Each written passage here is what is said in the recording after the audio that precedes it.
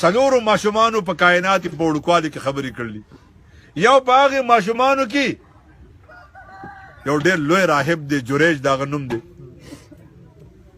هغې جریج په باره کې یو ماشوم خبرې کړلې.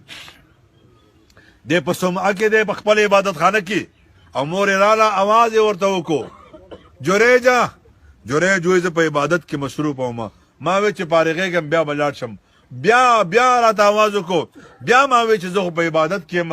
بعضې خلک یې زما چیله ده، بعضې خلک دی زه په سیروزه کې یم، بعضې خلک دی زه په دا ټولې خبرې بیا کېدی شي، د مور خدمت بیا نه شي کېدی. نو کله چې زنانه وتمه نو زما مور ماته یو الفاظ وي، جریجه الله دې علم مړ کا چې د زنا تهمت د بارې ولګي. په منځه کې ولاړ ډېرونو عبادت کوي، ذکر و اذکار کوي، په داسې حالت کې د مور نه ورته یو ګف وتی دی. څه دوران تېرېدو یو ماشوم چېرته پیدا شو، د سبیانو په هغه باندې تور ولګو چې دا جریج کړی دی، او د هغې وجه دا وه چې دی عبادت ګزارو، خلکو مقتدا جوړ کړی، خلکو به ترې دعاګانې اخېستې، نسبیانو سره نالګي جوړه کړه. نو دی وایي چې کله خلک راغی او ما نه تپوس نه کو، ځکه قرآن کریم موږ ته یو تعلیم را کړی دی، واذا جاءکم فاسق بنبأ فتبینوا. کله چې تاسو ته یو فاسق، یو نامعلومه سړی چې ته نه پېژنې یو خبر د راوړي، د هغې تحقیق وکړه، شاید چې دا خبره داسې نه وي کوم چې دا سړی تا ته کوي. نو خلکو دا دغه نه کو. بهرحال د دروازه کولاوله نه، خلکو دروازې ماتول شروع کړل، آبادۍ ماتول شروع کړل.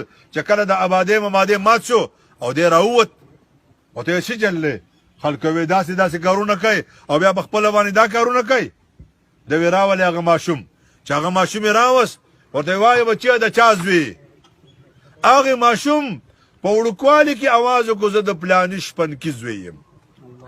خلکو ته پته ولګېده او خو جریج خو بې ګناه و. خلک رالل، وزیران مشران رالل، موږ دله دوباره دا صومعه جوړو، دا عبادت خانه جوړو.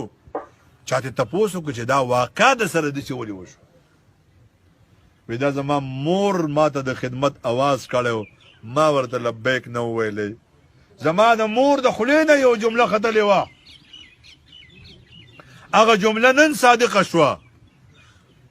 الله ذوالجلال دې موږ د داسې تهمتونو نه او د داسې حالاتو نه وساتي. دا کله کېږي چې سړی د مور او پلار نافرماني